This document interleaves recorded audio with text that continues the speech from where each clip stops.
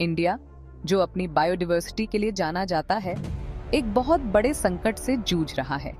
Industrial expansion और resource extraction के चक्कर में हमारे जंगल बहुत तेजी से खत्म होते जा रहे हैं।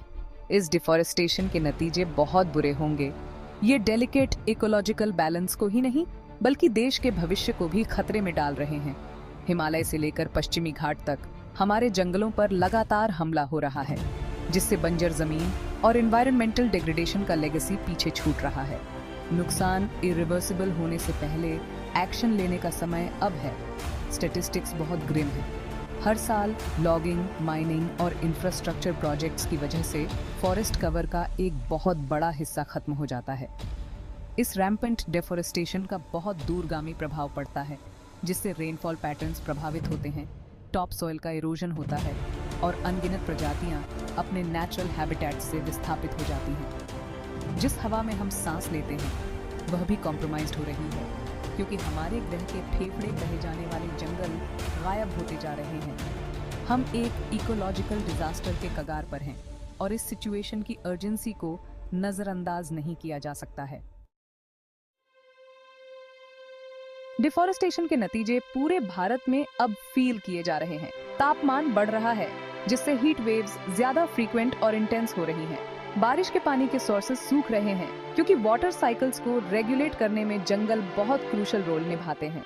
इंडियन इकोनॉमी की रीढ़ कही जाने वाली एग्रीकल्चर पर इसका बहुत बुरा प्रभाव पड़ रहा है।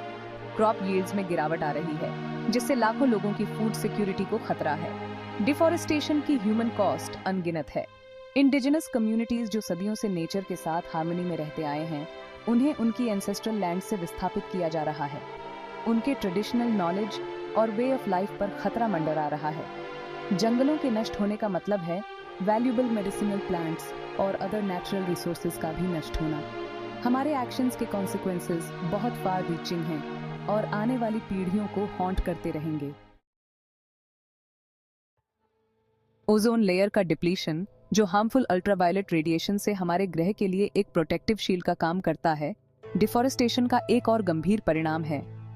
ओजोन डिप्लीशन में मेजर कंट्रीब्यूटर कार्बन डाइऑक्साइड को एब्जॉर्ब करने में पेड़ बहुत वाइटल रोल निभाते हैं। जैसे जैसे जंगल गायब होते जा रहे हैं, क्लाइमेट चेंज को कम करने और ओजोन लेयर की रक्षा करने की उनकी क्षमता भी कम होती जा रही है। ओजोन लेयर के थिनिंग होने से ह्यूमन हेल्थ पर सीरियस इम्प्लीकेशंस पड़ते हैं। इससे स्किन कैंसर, कैटरैक्ट्स और अदर हेल्थ प्रॉब्लम्स का खतरा ब्याज जाता है। यह इकोसिस्टम्स को भी डिसरप्ट करता है, मरीन लाइफ को नुकसान पहुंचाता है और प्लांट ग्रोथ को प्रभावित करता है।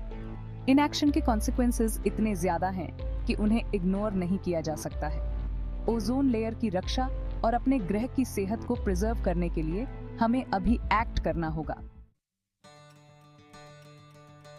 सेक्शन 4 1 कॉल टू एक्शन, भारत के ग्रीन कवर को फिर से जीवित करना। कंप्लेसेंसी का समय अब खत्म हो गया है। डिफॉरेस्टेशन के टाइड को रिवर्स करने और भारत के ग्रीन कवर को रिस्टोर करने के लिए हमें डिसाइसिवली कार्य करना होगा। खास तौर पर माइनिंग और इंडस्ट्रियल एक्टिविटीज से तबाह हुए इलाकों में मैसिव ट्री प्लांटिंग इनिशिएटिव्स की जरूरत है।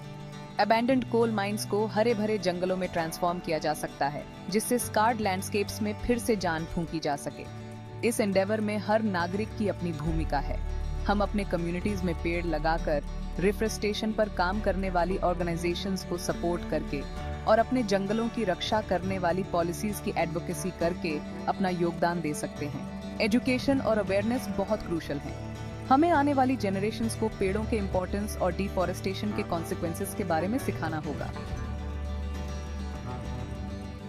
सेक्शन 5 हमारे बच्चों के बच्चों के लिए सस्टेनेबिलिटी की एक विरासत। आज हम जो चॉइसेस करते हैं वे हमारे ग्रह के भविष्य का फैसला करेंगे। आने वाली जनरेशंस के लिए एक हेल्थी और सस्टेनेबल एनवायरनमेंट पीछे छोड़ना हमारा मॉरल इम्पेरेटिव है। इसका मतलब है कि अपनी जिंदगी के हर पहलू में सस्टेनेबल प्रैक्टिसेस को अपनाना होगा। हम एनर्जी कंज्यूम कैसे करते हैं से लेकर हम अपने नेचुरल रिसोर्सेज को मैनेज कैसे करते हैं तक। वाटर कंजर्वेशन सस्टेनेबिलिटी का एक और क्रूशियल एस्पेक्ट है। हमें इस प्रीशियस रिसोर्स का वाइजली इस्तेमाल करना होगा, वेस्ट को कम करना होगा और रेन वाटर हार्वेस्टिंग को प्रमोट करना होगा। सस्टेनेबल प्रैक्टिसेस को अडॉप्ट करके हम एक ऐसा फ्यूचर बना सकते हैं जहां लोग और प्लेनेट दोनों ही थ्राइव कर सकें। आइए अर्जेंसी और डिटर्मिनेशन के साथ एक्ट करें ताकि हम अपने जंगलों की रक्षा कर सकें, अपने वाटर रिसोर्सेज को कंजर्व कर सकें और आने वाली जनरेशंस के लिए सस्टेनेबिलिटी की लेगेसी